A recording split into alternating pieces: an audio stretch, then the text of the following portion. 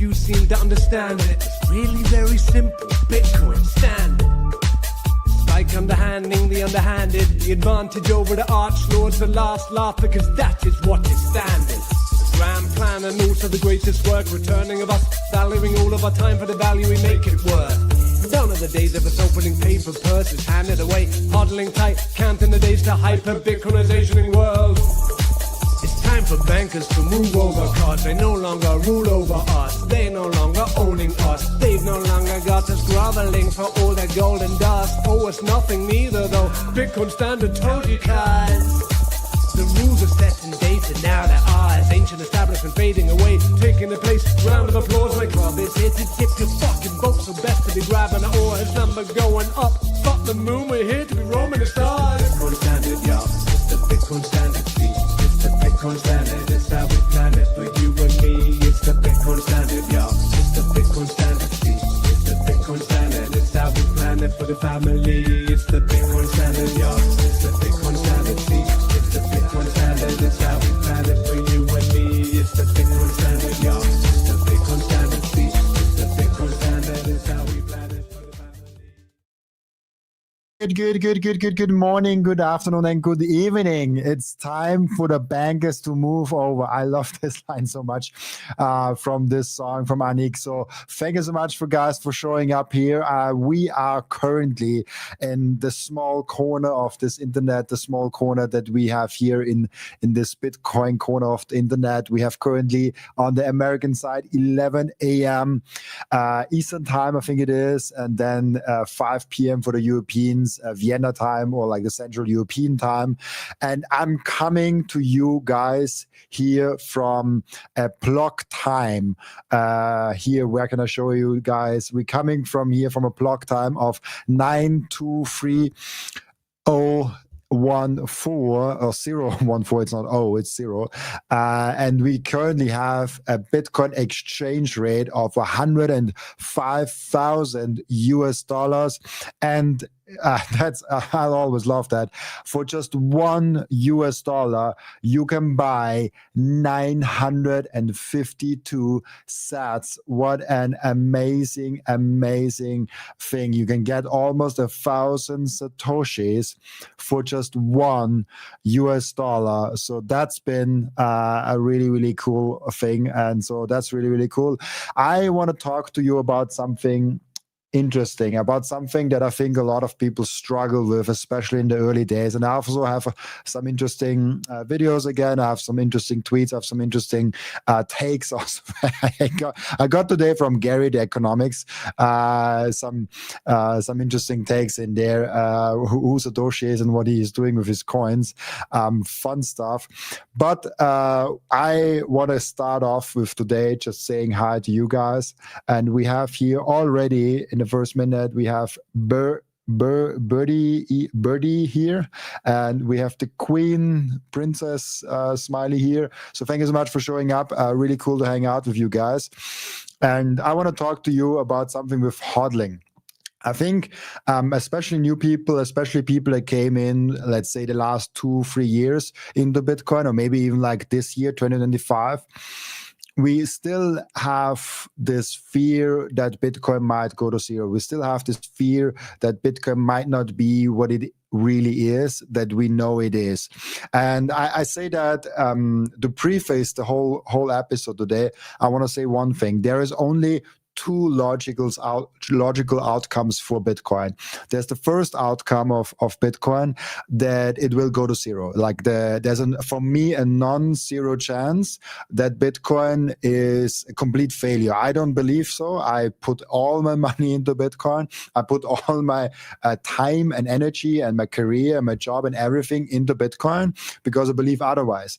But we have to be realistic. There is still, for me, at least how I look at it, a non-zero chance that there is something happening to Bitcoin. And even if it's something crazy like aliens coming to us and kind of putting us down with their own currencies, and they are then controlling the currency, and they might not like Bitcoin, but that's another realistic one. But hey, it's it's a non-zero chance. Like it's a very, very low probability. It's maybe 0.001% chance, but it's a non-zero chance.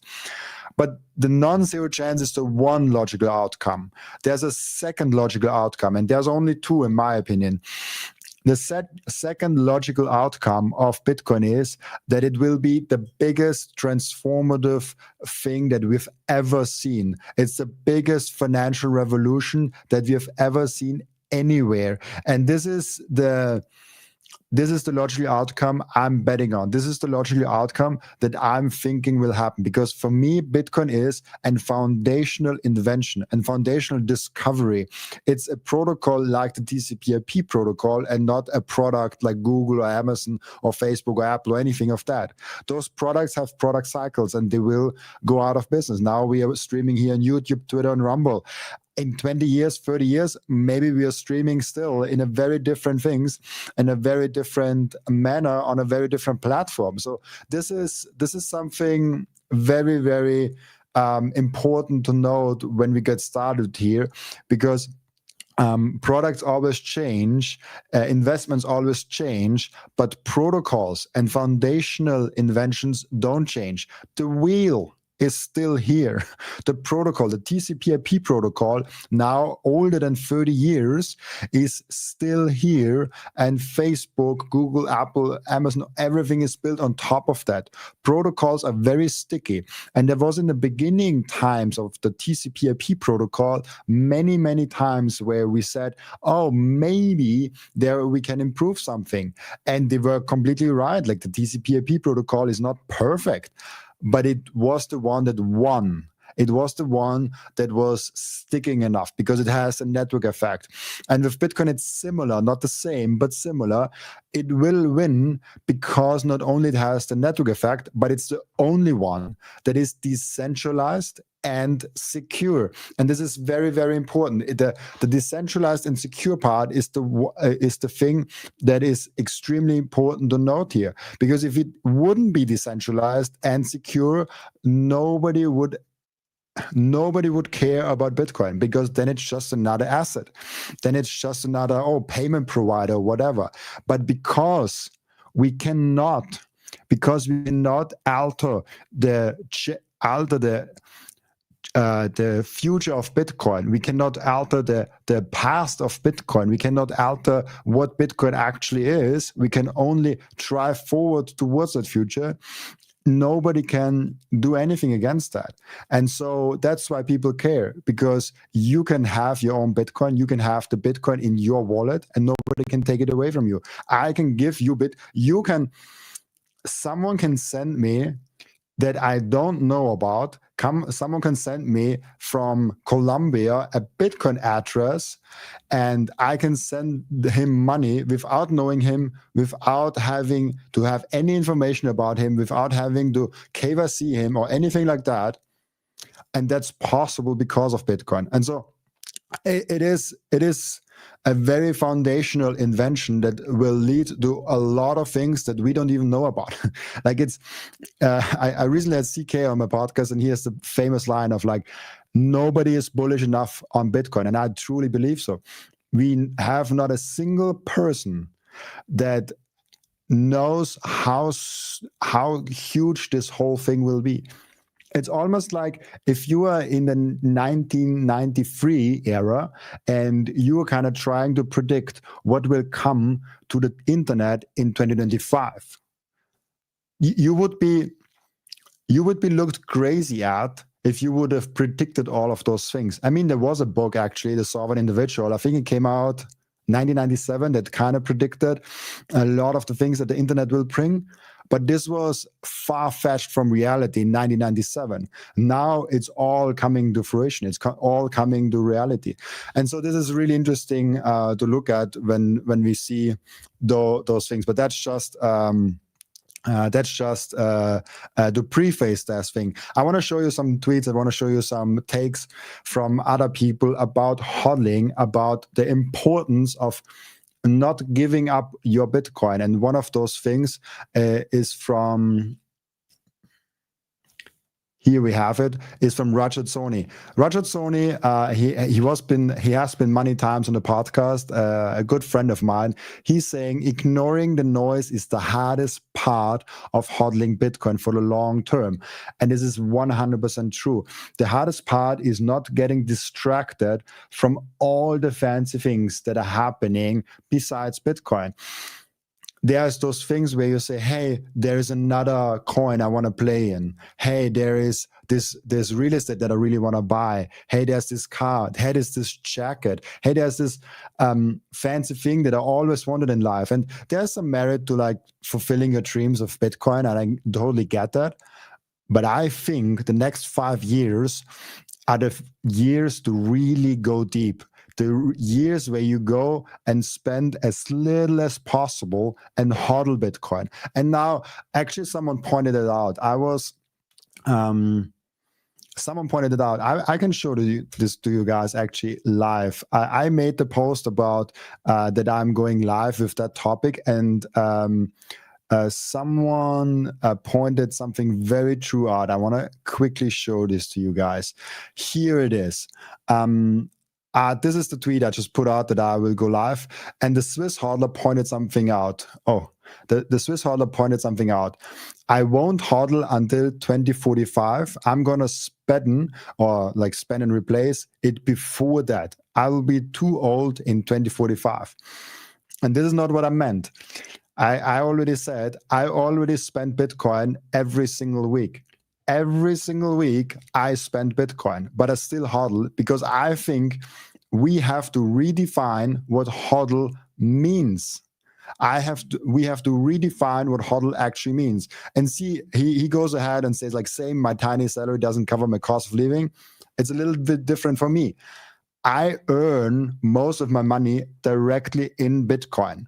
So of course, like YouTube ad revenue, if you're like a member here and all of those, I get this for a member of this live stream. I get those things in fiat. I have still fiat income, but all the things where I have the control over how I get it, I choose Bitcoin over fiat. And I think that's, I don't know, over 50% of my income. I don't know exactly. I never really put it up, but if I had to guess, like 50, 60, maybe 70% of my income is directly in Bitcoin. And so what I mean by hodling is adopting Bitcoin, is that I earn most of my money directly in Bitcoin.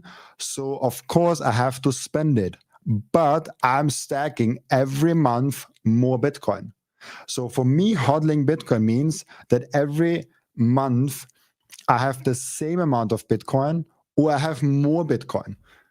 You can spend it, you can use it as money, but for me, hodling means that you are adopting Bitcoin as your main asset and you are stacking it.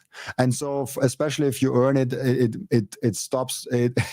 All things kind of break down from there. But it's very, very important.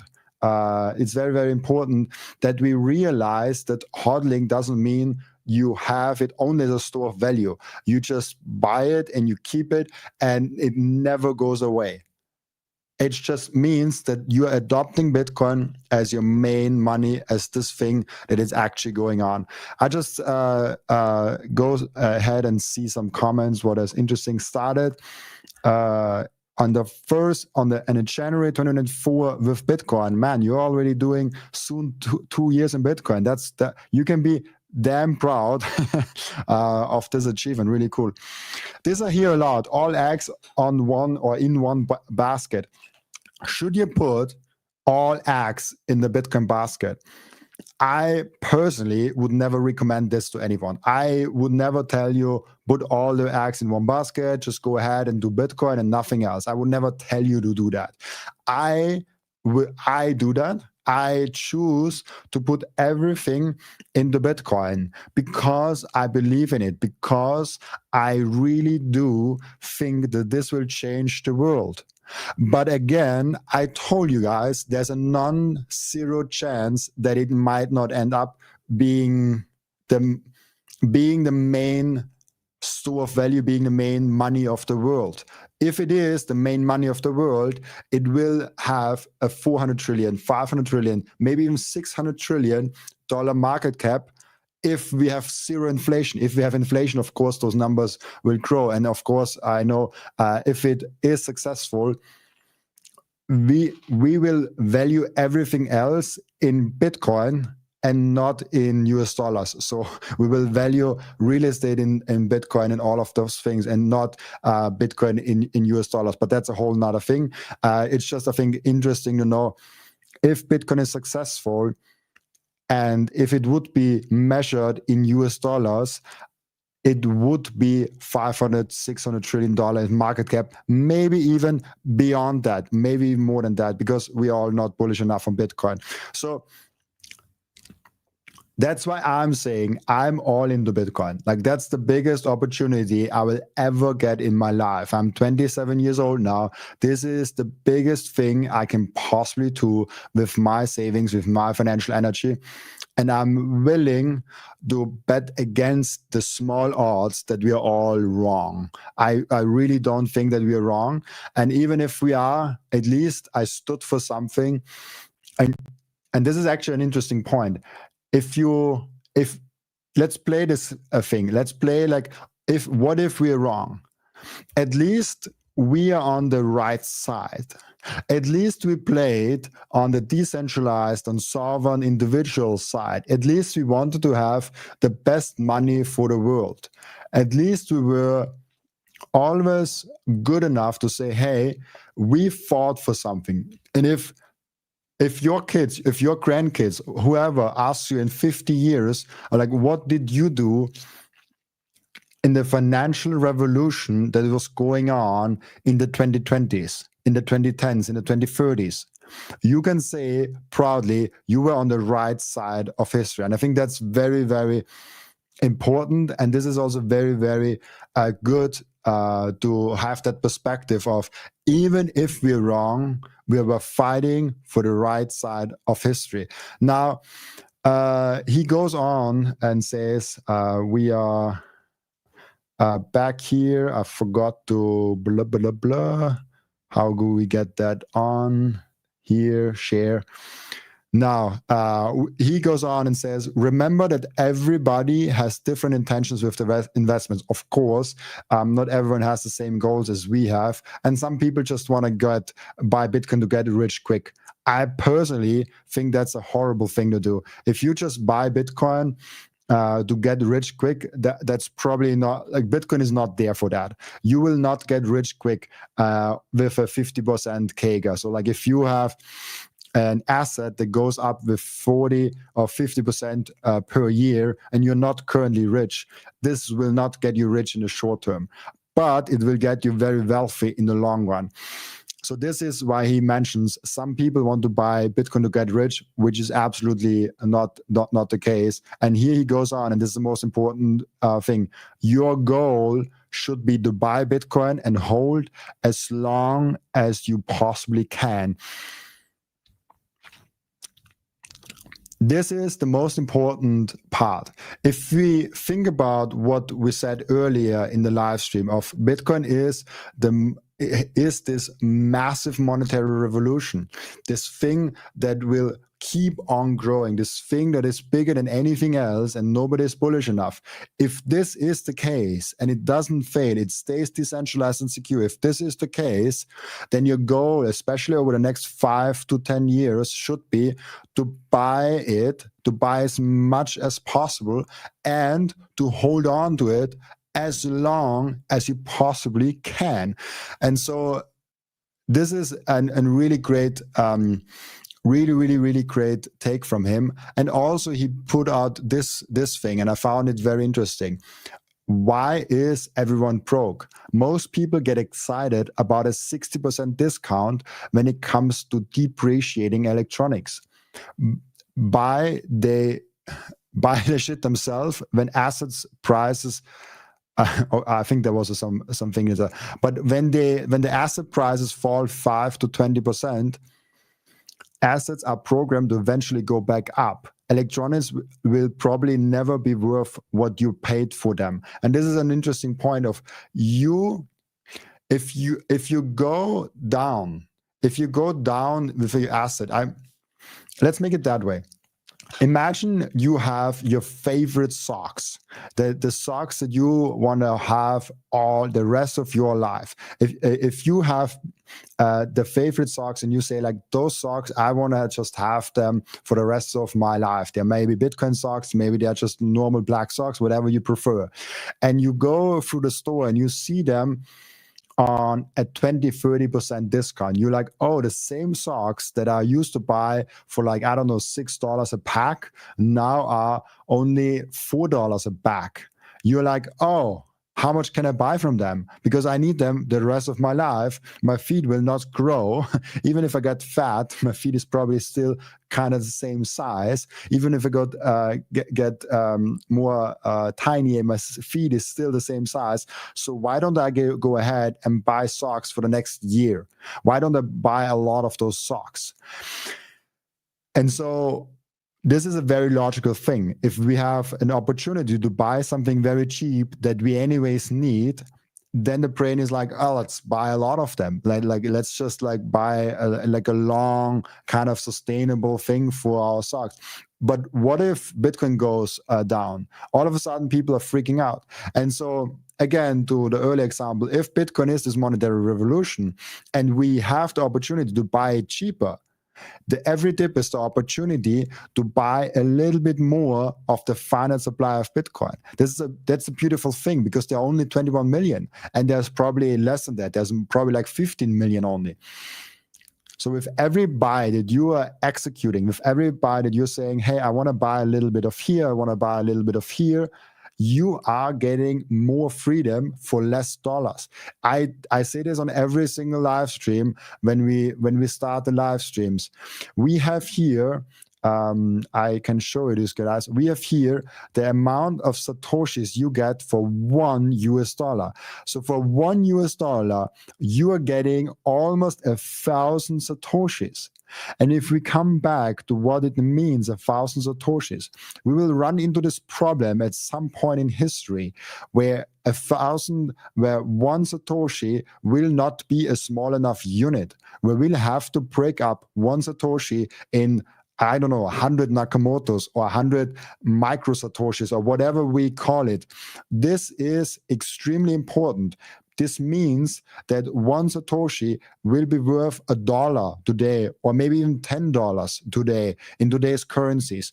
And so we go back to what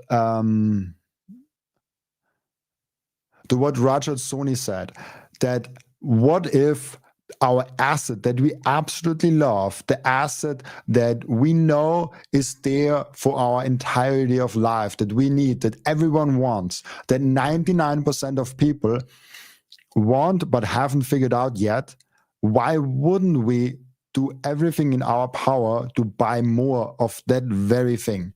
And so he brought it up amazingly. And now this is Anthony Pompliano with a great psychology trick, and this is kind of what I've shared also before with you guys. The best psychology trick that I can share about navigating market drawdowns is to look at them as your favorite assets are going on sale, rather than look at it as if your current portfolio is losing value. So this is especially true for young people with long time horizons. Offense versus defense perspective matters. I think this is true for everyone. I think this is true for every single person that is saying, hey, why don't I want to have more of the freedom? Why don't I want to get more of the freedom that I can buy here, and not like, oh, I lose purchasing power? Because that's not true. You're not losing purchasing power right now if you don't need it. And so you can just buy more freedom for your future. And so you have your favorite asset and you can buy more of that, which is an absolutely tremendous thing. And I just brought that in because people always say like, oh, we're late and it's not that big of a deal. This is a chart that shows you guys how small Bitcoin compared to all the other assets of the world is. And this is usually Jesse Meyer's chart, but here we see it in a circle chart. I think it's called pie chart, I think.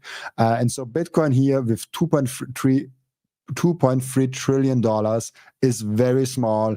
Gold market is way bigger. Money market, global equities, bonds, real estate. This is huge. This is a little bit of a different numbers than Jesse Myers has, but in general, the thing works out in the same way. So Bitcoin is so tiny. Gold itself made a bigger jump this year than the whole market capitalization of Bitcoin. Gold is huge compared to Bitcoin. And gold itself is tiny against the whole world of asset and money distribution. So everyone who thinks that like we are late, oh gosh, like that's just crazy. That's crazy. And then if you look about the biggest chunk of that money, here is real estate. And then here's Bitcoin as a small thing. And now I want to show you guys something. Here is Grant Cardone. And for anyone that doesn't know Grant Cardone is one of the biggest people in real estate. He has a portfolio of, I think he told me he has a portfolio of $6 billion in real estate properties. Like he's a big guy in real estate. He has incentives to say good things about real estate because then his investment goes up. So him saying that, him being a real estate guy, not a Bitcoin guy, he slowly gets to be a Bitcoin guy, but originally he's a Bitcoin guy.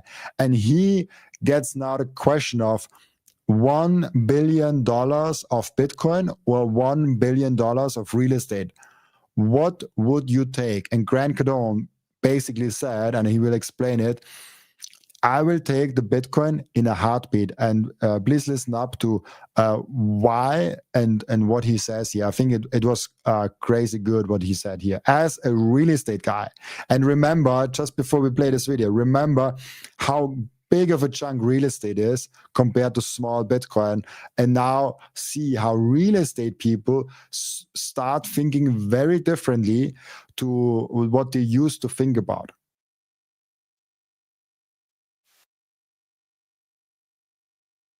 Sorry, guys, I forgot to share the right tab. Now we are good to go.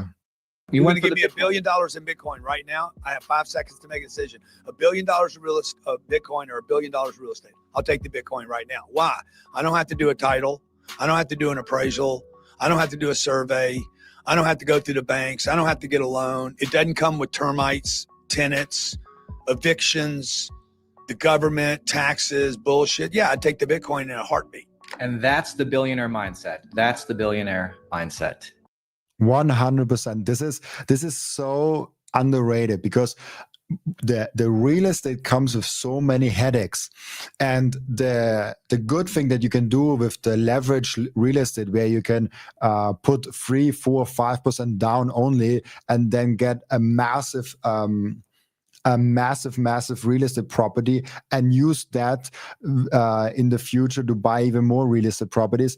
This is great, but you can do the same thing with Bitcoin now. I don't recommend that. I recommend just going into Bitcoin and don't using that. But if you want to do the same play with real estate and Bitcoin, you can do the same thing with Bitcoin. The debt play, the leverage play is possible with Bitcoin and with real estate. So there's no logical argument outside of, hey, emotionally, I need the real estate, emotionally, I need the property, and I really want to build a family there. Outside of emotional arguments, there's not a good argument to be made for real estate. And now the same guy, Grant Cardone, gives a small prediction, and I think he's I think he's even too bearish. But let's see what he says here. Again, not a Bitcoin guy. I really want to bring non-Bitcoin guy in these live streams because, of course, we Bitcoiners are positive. Of course, we Bitcoiners are thinking positively about Bitcoin, but there are non-Bitcoiners that came from another world, from, let's say, from Grant Cardone real estate, and I have later a politics example that has nothing to do with Bitcoin, and then they came to Bitcoin and saw how huge of a deal Bitcoin is. And now here there is Grant Cardone.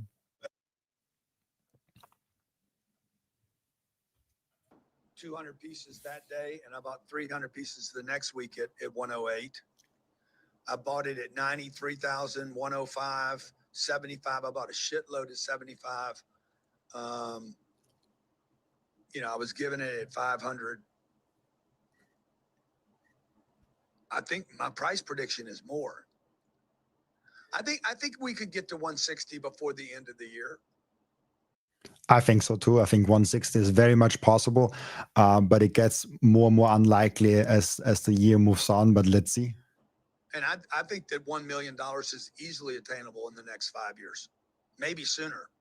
5 years. I could see it there at 3 years. Interesting. And I think this is just interesting because he's an outsider guy. He's not the guy that comes into Bitcoin and is a Bitcoin only guy. He has a $6 billion play on real estate only. Now he's just recently getting into Bitcoin, and he himself, and he said, like on my podcast, he told me he's not that understanding of Bitcoin, of the ins and outs, of the technical things, of like the very fundamental things, but still he has the confidence to put so much money into Bitcoin, to say, hey, I would take the billion Bitcoin and not the $1 billion in Bitcoin and not the $1 billion in real estate, and to say, hey, it's going to $1 million. And so this is a really interesting take from Grant Cardone. Now, there's another guy that I wanted to show you that is outside of Bitcoin. Outside of Bitcoin, initially, Eric Trump, I think he has been featured too much on my live stream. I apologize for that. There is another guy that is outside of Bitcoin. He comes from politics initially and from real estate also a little bit. And he talks now about Bitcoin on a non-Bitcoin podcast. I want to really address this because there's a non-financial podcast, a non-Bitcoin podcast. It's the Full Send podcast. It has nothing to do with financial stuff. They are not a Bitcoin podcast at all by any means. And there's a non-Bitcoiner guy, but they're still talking about Bitcoin. And so the same thing that happened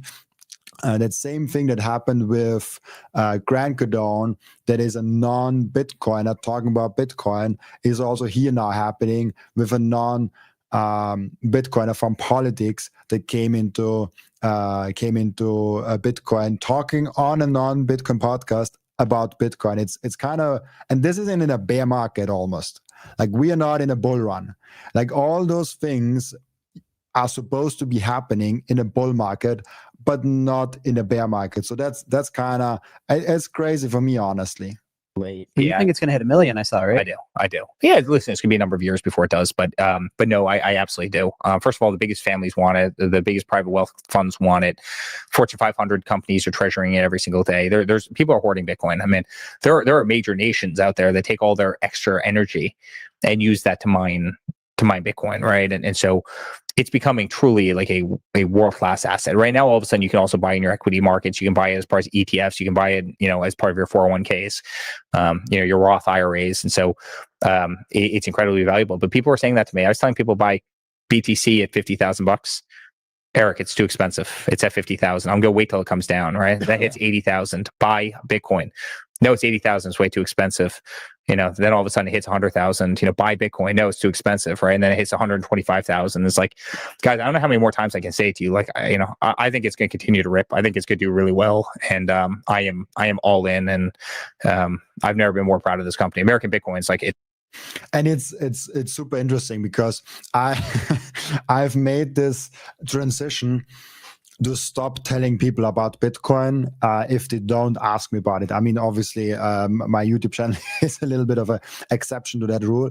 But outside of that, in my life, when I talk with old friends of mine or with families, I stop bringing it up. because I saw they don't learn if they're not interested in it. And even price is not something that gets them in there. And so I've seen people that I told Bitcoin at $5,000. Like, I think $5,000 was my entry price the first time I bought. And I told them, hey, why not buy some Bitcoin? Why not get into Bitcoin? And they are telling you, no, it's expensive, like it's speculative, like it's volatile, it's bad for the environment, it's all of those things. And then it's like, again, at like 15,000. Oh no, it's too expensive. I want to wait a little bit. Maybe if it goes down back to 10,000, maybe then I buy it. Then it's like 20,000, 50,000, 100,000. They are at every single step, they're having the same excuse. It's too expensive. There's even Reddit posts. I wasn't around at that time. I was around, but not in Bitcoin at that time, when they said, hey, at $5, Bitcoin is too expensive. I missed the train at Bitcoin, on Bitcoin. It's fascinating. At every single price point, people are saying, I've missed the boat on Bitcoin. So that it's been crazy for me to see that and to really experience that in real life. Just people saying like, oh no, it's crazy for me to do that. Now I have a few more things. I have a lot more things actually want to share, but I just want to say hi to a few people that came in. I saw Gary early live chat today, my friend. I'm actually at work. Oh, I'm not telling anyone. You're at work also. BTC Moon Guy, good morning, Bitcoiners. Good morning, BTC Moon Guy. Pamela, thank you so much. The best Pam. She is doing all the thumbnails at this channel. So if you ever wonder who's making the thumbnails, that's the person behind. And yeah, also Tsukal, how you doing? Queen. Oh, we already had the Queen. Yeah, thank you so much for everyone for showing up. Now back to the videos, because I want to show you guys something interesting. It's actually something that I was thinking a lot about, especially with younger generation adopting Bitcoin or not adopting Bitcoin, which is interesting. There are a few things that I strongly disagree with him, and there's a few things that I agree with him. And so I just want to put this in there, because we have to talk about the distribution coins for like under a Bitcoin, over a Bitcoin from 1 Bitcoin to 20 Bitcoin or 10 Bitcoin, and also what this means for different generations. But let's just play the Jeff Park one, and yeah, like that's from Lil Hauser. I don't know what the first name is here, but Jeff Parker says, Jeff Parker worries that younger generations aren't adopting Bitcoin because they see it as not volatile or exciting enough, which is true. Like younger generations in general, like if you talk about someone under 20 years old, they don't have a lot of money, so they don't want to be protective of their assets. They want to have that moonshot asset. They want to have that casino coin that shoots them up in the sky, which is a very bad strategy. But that's how like under 20 years old people think, as at least in my experience, a few people that I've talked to. And so let's see what Jeff has to say here. Don't know if that's in. The kind of unnerving thing that's historically always been true is that if you combine the Bitcoin that is owned by what you call whales, and then the humpback whales that are like in the 1,000, 10,000 BTC plus type category, those cohorts still control roughly a third of the 20 million Bitcoin in existence today. We're talking about $6 to $7 million of Bitcoin controlled by these very large accounts. When you compare that to the very small, shrimp accounts, as people call them, or crab accounts, which are like below 1 Bitcoin or between 1 and 10 Bitcoin, those are minorities. Those are still like 4 million Bitcoins in aggregate. So they're like less than half of the whales. That market structure is extremely lopsided, in which big sellers can clearly move markets pretty quickly. And I agree, but it's also important, and you see that actually in the charts here. If you look at the chart here, how many humpbacks are there over 10,000 Bitcoin? It's not growing. It's going actually down the last kind of like 1-2 years. I mean, here it's been going up, so it's like kind of volatile. But more importantly is here the shrimps, so the under 1 Bitcoin people, they have gone up consistently since 2014 now to 2024, 2025. It's gone up consistently. And then also here, the grabs, the 1 Bitcoin to 10 Bitcoin, it has gone up consistently. And this is consistent with how Bitcoin is working. Bitcoin is a proof of work coin. It's a proof of work system. So people that have a lot of coins don't get more coins just because they have a lot of coins. You only get more coins if you put in more proof of work. And I think especially people that are in Bitcoin since, let's say longer than 3-4 years, let's say people that has been in for at least 4 years know that better than anyone else. The Bitcoin you bought in the beginning goes up and up and up. So the Bitcoin the Bitcoin balance you have goes up in the beginning very, very drastically and very strongly. So in the beginning, you have maybe 0.01 Bitcoin. Then all of a sudden, you go to 0.1 Bitcoin as you allocate more of the stocks in there, more of the real estate into your portfolio. And at some point, you hit a target and it's like 0.98 Bitcoin. And then every year you can only add a little bit more, and then you add 1.1 Bitcoin, 1.12 Bitcoin, 1.13 Bitcoin, 1.14 Bitcoin.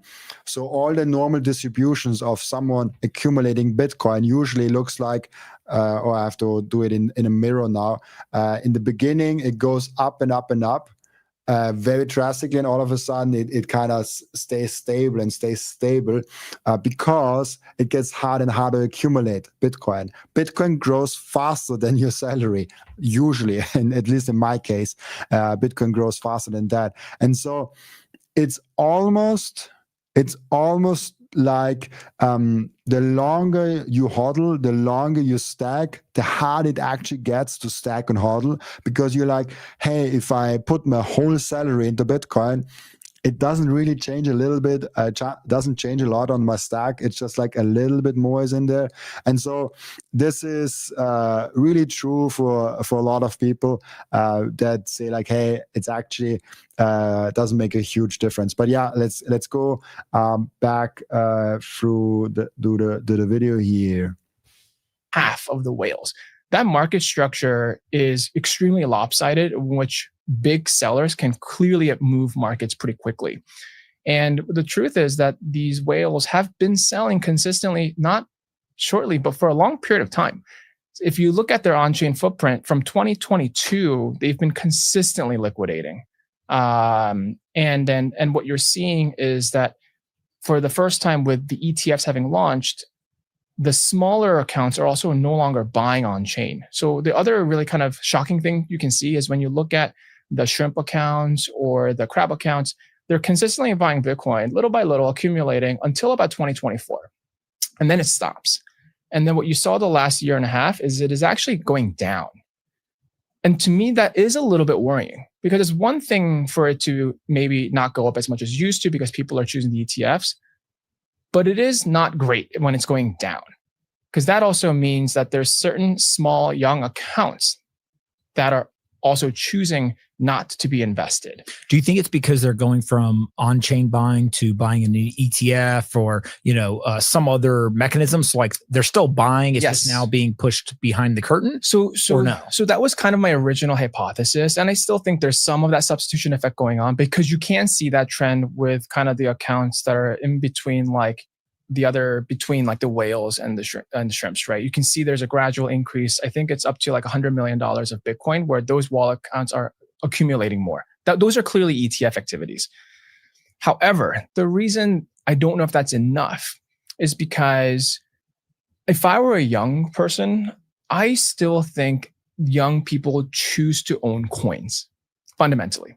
I'm not talking about advisors. I'm not talking about Wall Street professionals that are like 35, 40, 45 plus. I'm talking about like 20-year-olds and young 30-year-olds who are really getting into crypto, and they care a lot about the way they own those exposures.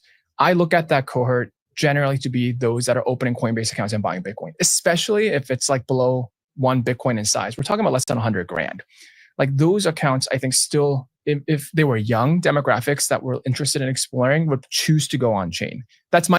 I think so too, but I don't really get his overall thesis, because I think, first of all, like just because there are lower categories of people that have less money into Bitcoin doesn't just mean that they are younger people in general. Yes, younger people have less money than older people, but it also is just naturally that's happening in 2024 and 2025, that more of the institutional buyers, more of the company buyers are coming into the game.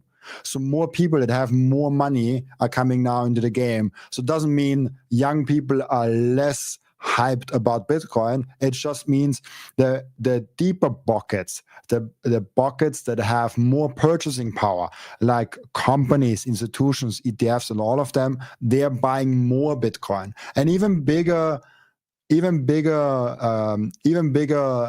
whales are like even bigger individuals and sovereigns are buying more Bitcoin. We have seen that with the companies. Like 5 years ago, there was not a single publicly traded company in Bitcoin. Now Saylor came in 2020 into the game. So like 5 years ago, a little bit over 5 years ago.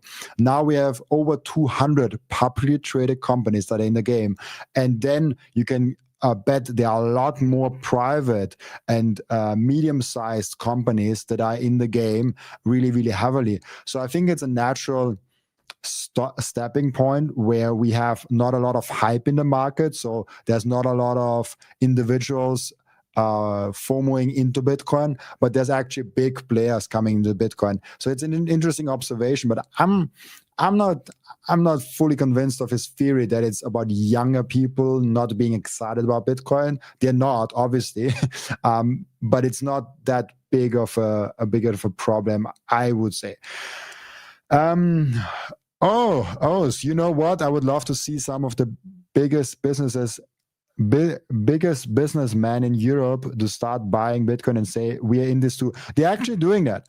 There are so many, and I want to address this because it's often overlooked. I have contacts to most of the exchanges in Austria, in Germany, in Europe, and they are all telling me that they're big businesses that are private but big and medium-sized. They are buying Bitcoin. Like literally, they are buying Bitcoin. They are big businesses that have a lot of money, but are not public. They're private. They are buying Bitcoin, and you wouldn't believe how much of it. And it's just not news because they choose not to make news out of it. They choose to say, hey, we have a profitable business. We don't have any upside of saying like, hey, we're buying Bitcoin, because we are not a treasury company. We are not a treasury stock. So there's no upside for us to actually buy, to actually say that. And so what they're doing is just, they're buying it, and they don't want to have it in the newspaper because they have no upside for that, but they have a lot of downside because all of a sudden people saying like, oh, that's it's a bad strategy, it's volatile. Like people have negative associations maybe with Bitcoin. They might put it on the company, and so they have a limited upside, but some downside to it. So they're just not telling anyone. And so if you look at that and you look at all the data that the exchanges know that they have from the OTC tests, what they are doing, it's huge how many of the companies do it. So that's so that's typical European. Yeah, it's so typical European. They are so reserved. Actually, that's the whole thing. BTC is a cosmic black hole for all fiat. Yes, I fully agree. Like the Bitcoin is China opening up, and this is also all the companies, all the institutions, all the things that are kind of happening. They are opening up a huge black hole for fiat, and now there's an alarm bell on fiat. Every time, I don't know, have you noticed that Bitcoin price has run up like yesterday in the yesterday time, and I was like, oh, Bitcoin price ran up. Probably there was happening something with the US shutdown. So I thought, because I saw the Bitcoin price run up a little bit, I thought that it is actually that the US government is doing something. And it's interesting because I have this thesis that Bitcoin long term will be this alarm bell, the fire alarm for the government, for the fiat currencies in the medium term, basically. Long term, it's just like it's our money, but medium term, it's our alarm bell. So if something huge is happening that is really bad for fiat, like more printing, something like we had in the 2020s, this will all just be associated with a higher Bitcoin price, and the Bitcoin price is kind of alarm bell of how bad fiat is really doing. So this was kind of a fun thing for me. By the way, because we're talking about politics, I wanted to also share this with you guys here. This is just in from the Bitcoin therapist. President Trump appears to be in support of the 50-year mortgage to make it easier for young people to buy a home, or how I would say it, for young people to be debt slaves. That's a whole nother thing.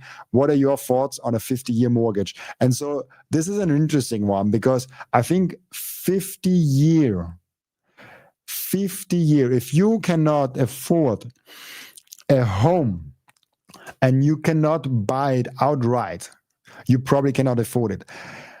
And then there's the thing of like, oh, let's have a 5-year credit line and then I buy it back. I was like, oh, okay.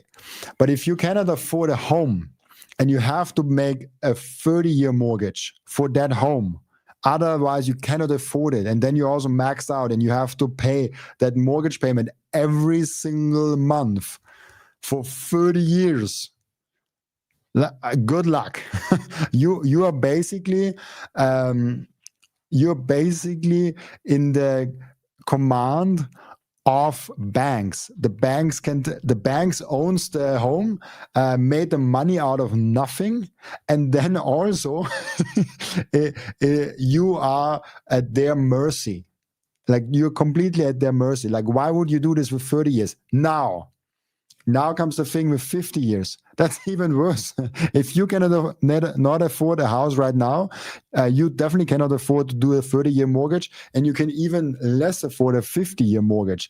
Now, it is changing the thing. So, like, if you could afford the house, if you could buy the house outright and you just do the 50-year mortgage for financial play because you're like, hey, I want to get more money, like, go ahead and do it. But having the home, being there, like, and you cannot afford it, you just end up being like someone that pays interest rates and paying to the banks for 50 years.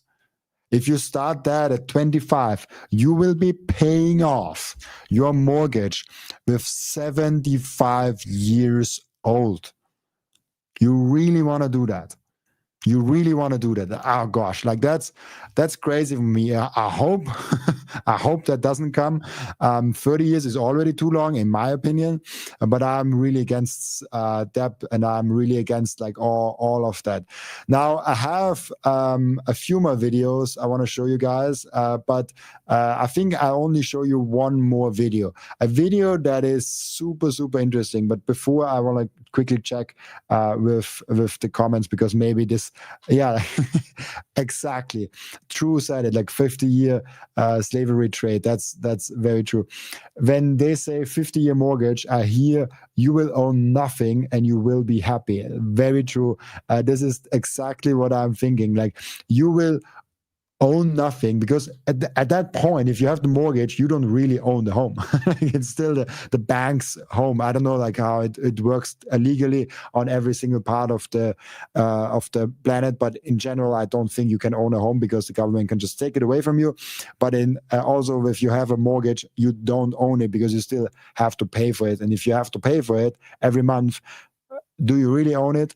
Then Gary, 50-year mortgage instead, pay interest only, and the money you save on repayment, put it into Bitcoin. You'll pay it off much quicker, even if you want to. And instead, pay interest only. Oh yeah, don't repay it. Yeah, that's actually that's an interesting strategy. It's kind of the financial thing where you only pay the interest, but you keep the mortgage, and you buy with the other money, basically Bitcoin. And so I think, and it's actually something that I'm very fond of.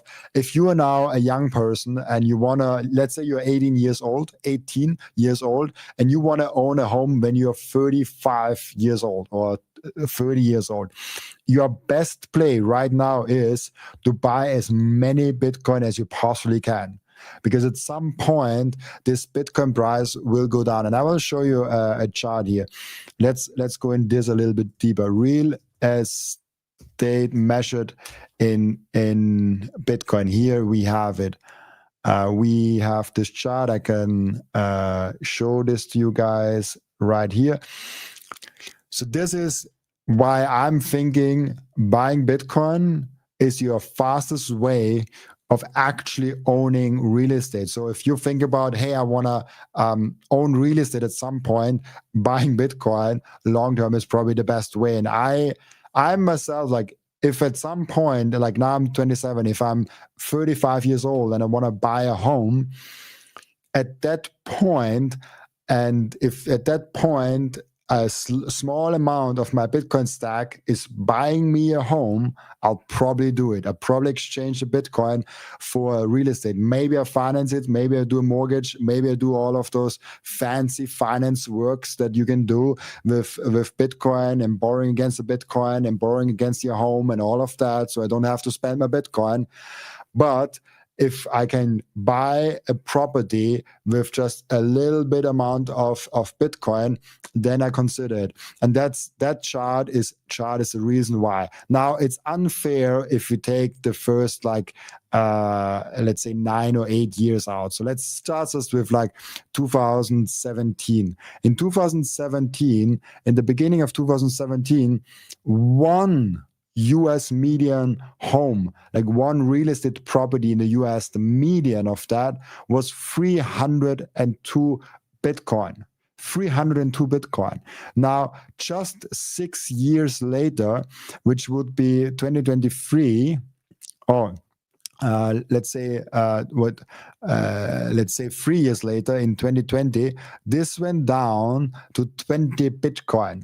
So it got oh gosh, it's a very small amount of it. So like from 300 Bitcoin to 20 Bitcoin. It basically it completely crashed down with like 80 or 85 or 90% of it. I don't know the exact math in my head. Now the crazy thing, from 2020, so the last 5 years, we came from 20 Bitcoin to now 4.16 Bitcoin. So we got down another 20%, not down 20%, like 80% down again. So like we are having now 20% of the value of it, or 25% of the value of it. So this is drastically better than owning real estate. So if you want to have, if you're a young person and you want to own a home with 25, 27, 30, 35, like save in Bitcoin, and at some point you can just do the thing. And this is really interesting if you think about that huge advantage here. So yeah, wage slavery ain't cute, 100%. And 50 years, man, 50 years is a long time. Bitcoin is really the only thing you can truly own. Very true. Bitcoin is the only thing that you can own, even if another person points a gun at you, and you can still own it. So like 100%, I agree with that. Greetings to Germany. Thank you so much for coming by. What is here? My 3-bedroom flat. Oh, from O's. My 3-bedroom flat in Istanbul 4 years ago was about 7 Bitcoin, or just under. Right now, it's worth 1.5 Bitcoin. So your 3-bedroom flat is crashing in price. and at some point you can probably buy it for like 0.1 Bitcoin, which is crazy for me. The real estate prices are crashing. And now I want to show you guys something else. Real estate measured in gold. This is crazy for me. Let's look at the real estate price measured in gold since the 2000s. You guys can't see. Let's see here. This is real estate to gold ratio. So the Schiller Case Home Price Index versus the gold ratio. So in 2000, let's say this is March 2001 actually, then the index was 756. And so it jumped between 700 and 660, 650, 700. Now, 25 years later, this index is 130. And so the real estate prices crashed, measured in sound money gold, 60-70% in the last 25 years. Now, why should I buy real estate? Why should I park my money, my hard-earned money in real estate? It does not make a sense for me. Not at all. Not even a little bit. It's BS. Complete BS. I park my money. In the last 25 years, you're better off just investing in gold than you have a real estate. And with real estate, you have to mow the lawn. Mow the lawn, is that the right thing? I'm not an English speaker. But you have to care for the toilets, you have to care for the pipes, you have to care for the real estate property to keep it you keep it there. And so this is so crazy for me that people still park their money in real estate, even though it's going down in gold. And of course, it's also going down in the S&P 500. It's going down in all different metrics. It's really shitty currency, shitty asset, basically. And so here we have it in Bitcoin. Obviously, it's even worse. It's crashing down massively. If you are saving in Bitcoin and you denominate your wealth in Bitcoin, this is the chart that you have to look at if you want to decide if you buy a home or not. Like, think about it twice. No recommendation, just think about it twice. Thank you so much for confirming. Yes, mow the lawn. Mow the lawn is correct. I sometimes struggle with my English, even though I speak 90-95% English in my life, because I do it here, do it with my girlfriend, and do it with most of my friends. I struggle almost speaking more German these days. Now I have one more interesting video here that I think you guys will get a kick out of. Before O said, you're absolutely right, a house is an asset, yes, but also a constant liability. Very true.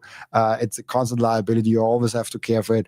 I rent here and I had to fix the heating system. So I did it because I did not want to do the landlord come here and all of that, and it was a quick thing to fix it. But you constantly have to care for it. It's a crazy thing. Oh, here another mowing the lawn is the easy bit. Dealing with tenants and maintenance, etc. Yeah, that's actually a true thing.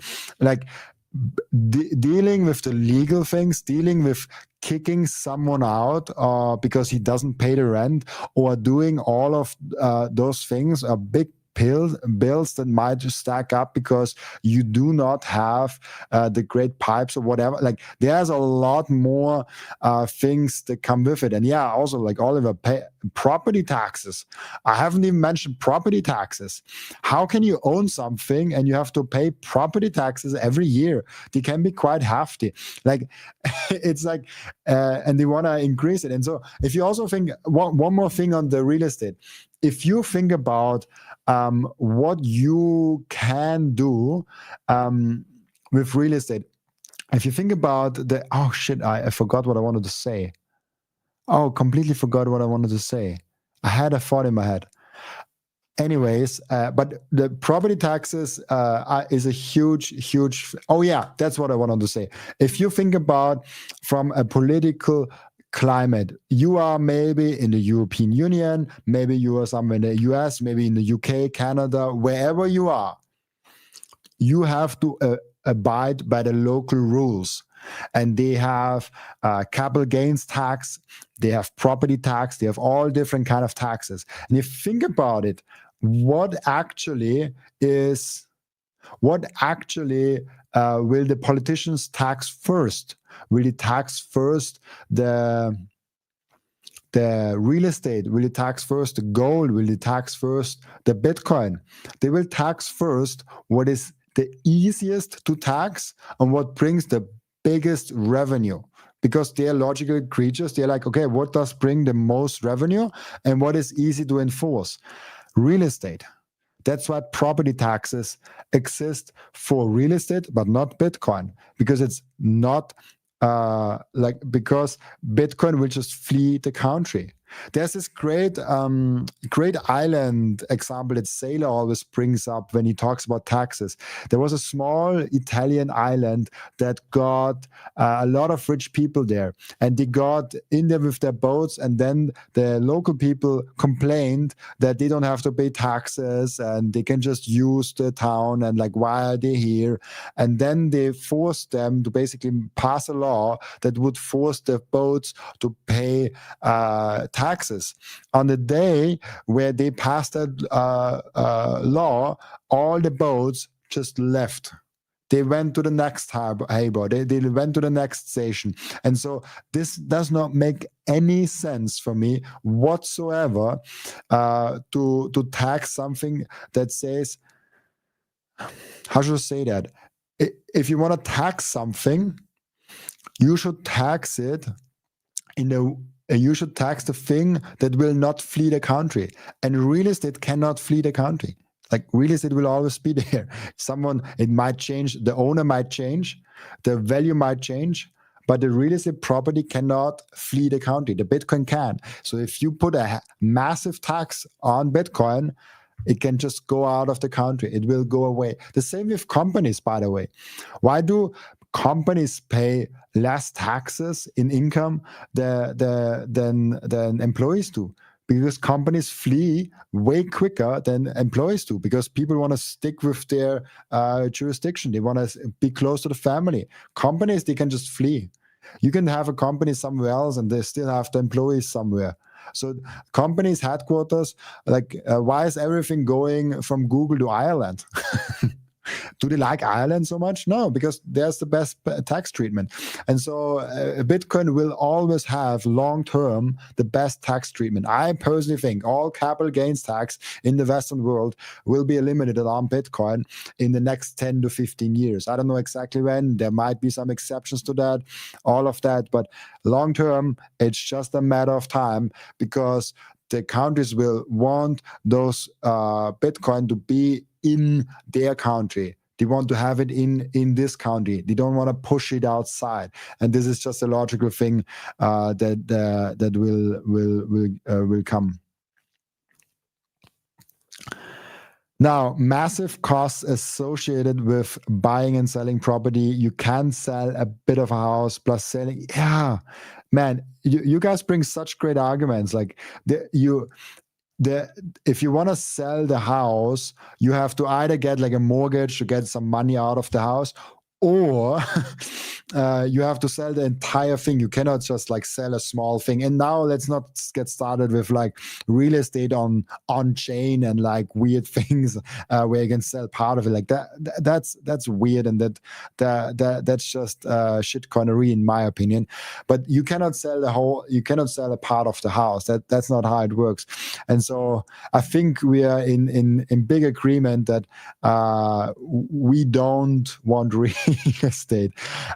Easy is as easy does it just gets boring. Wallet, I like stacking in a place that is annoying to get out, just not selling. Yes, very true.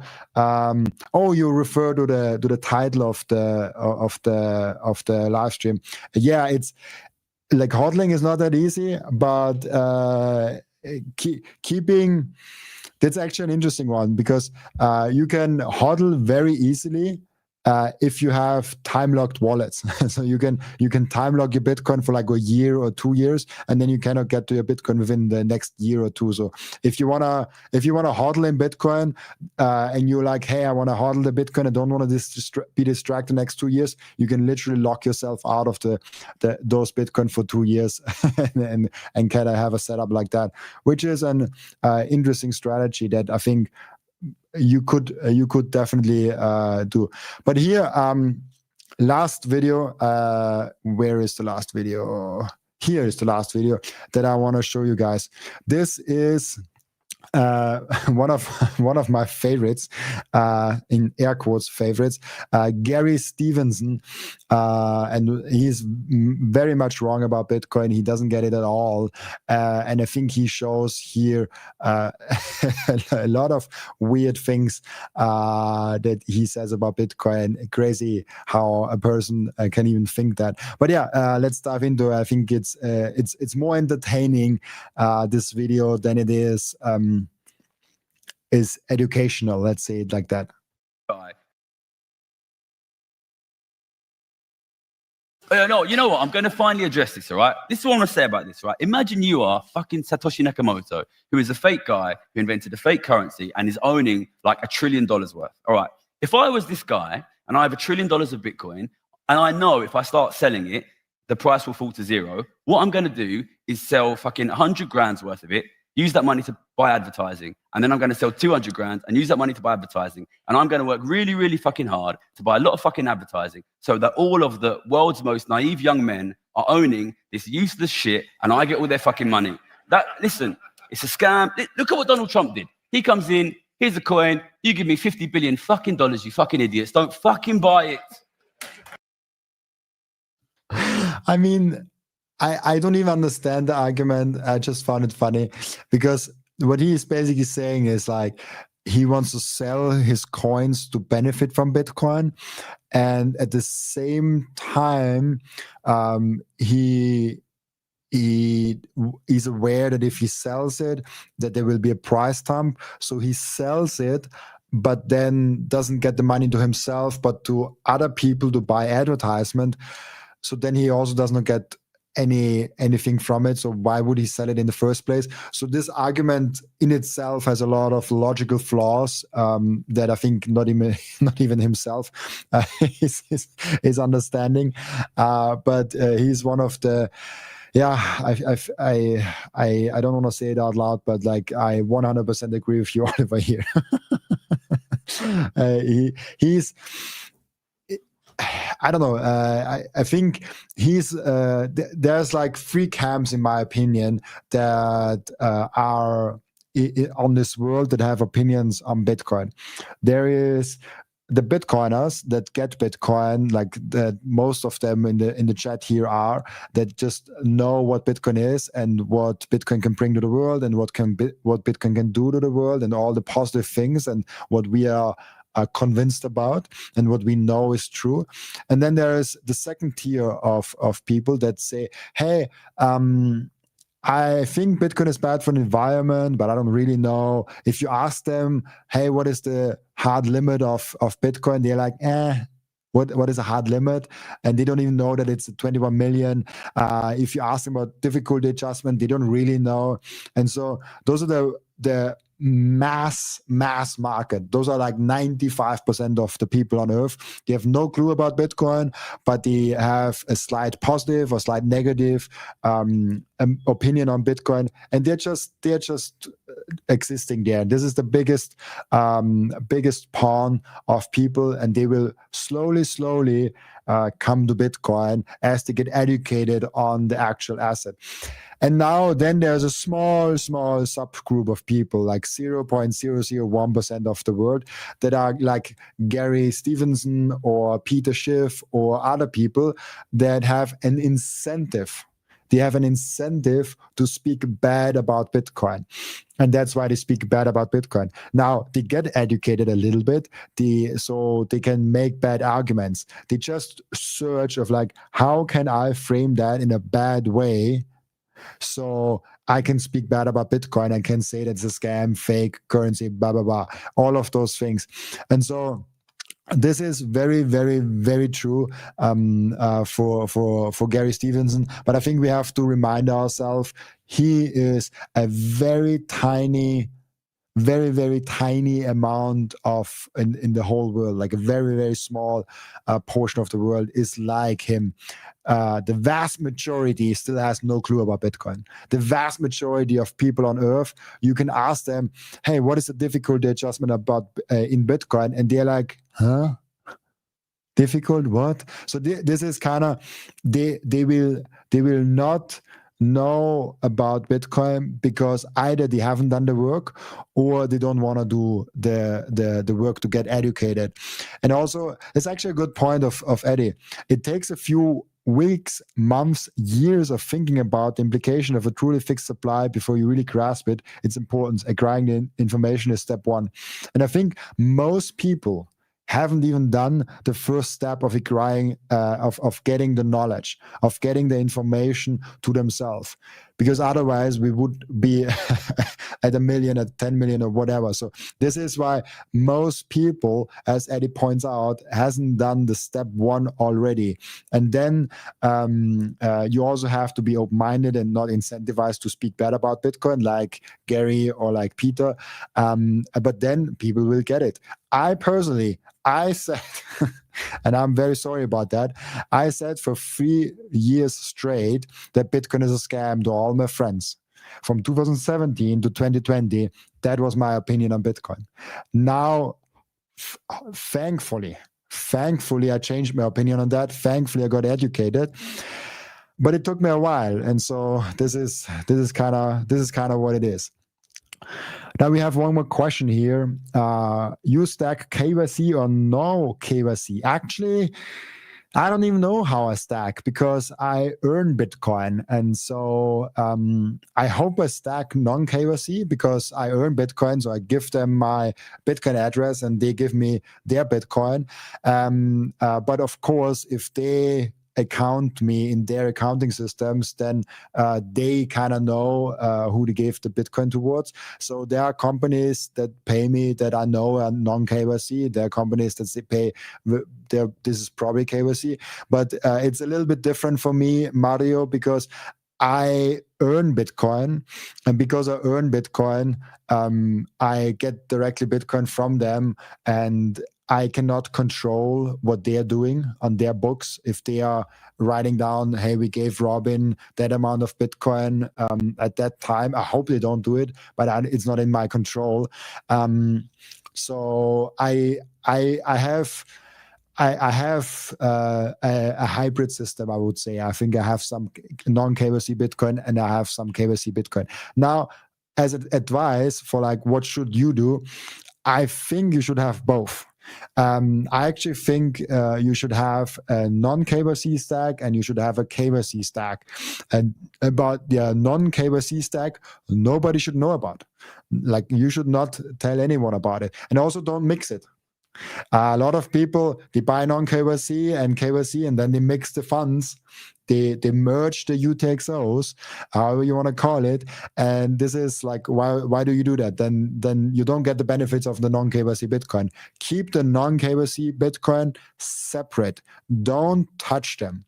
And the KYC Bitcoin can be your stack, that because KYC Bitcoin usually are cheaper and usually are quicker to get. It's more convenient, all of that. So that's why, hey, why not have both? Like, why not do both of them? But for me, it's a little different. So that's why I'm also not thinking about that question a lot. Because frankly, I haven't used an exchange to buy Bitcoin for a very long time because I earned them. And I use them usually to sell some because I need the fiat. Again, as I said in the beginning, every month, I want to end up with more Bitcoin than I started with, or like in that way, because my thing is mirrored. So I want to, if I start with X amount of Satoshis, I want to have a little bit more than X amount of Satoshis at the end of the month. This is my big thing. That's why I spend Bitcoin but don't sell them. And for KYC or not KYC, like why not just both? If you do everything non-KYC, that's also great. But it sometimes is a hustle. Like non-KYC, it also depends on how huge, like how far are you taking non-KYC? Are you using platforms to buy peer-to-peer? Or is there some electronic trail? You can also go very far down the non-KYC rabbit hole and say, hey, I want to only do it in person with people. I give them the cash and they give me the Bitcoin. Like it depends on how far you want to do it and how big of a hustle it is. So why not have both? With that, I loved it. It was a really, really great podcast. I always aim for 6 to end up, or like for 6 p.m. in Vienna time, or for like noon Eastern time. But it always ends up being longer than that. So thank you so much for getting in here and spending such a great time with all of you guys. And as always, I'll come back every Monday. At least I will try to put a few live streams here and there on a Friday or a Wednesday, but every Monday at 11 a.m. Eastern time and 5 p.m. Central European time, I will come here and have a live stream. We have a chat. You can drop all the questions you have. I will show you some interesting news. I will kind of say, hey, what is going on?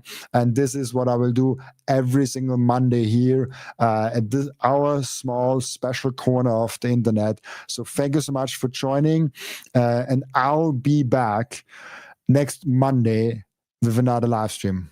Bye bye.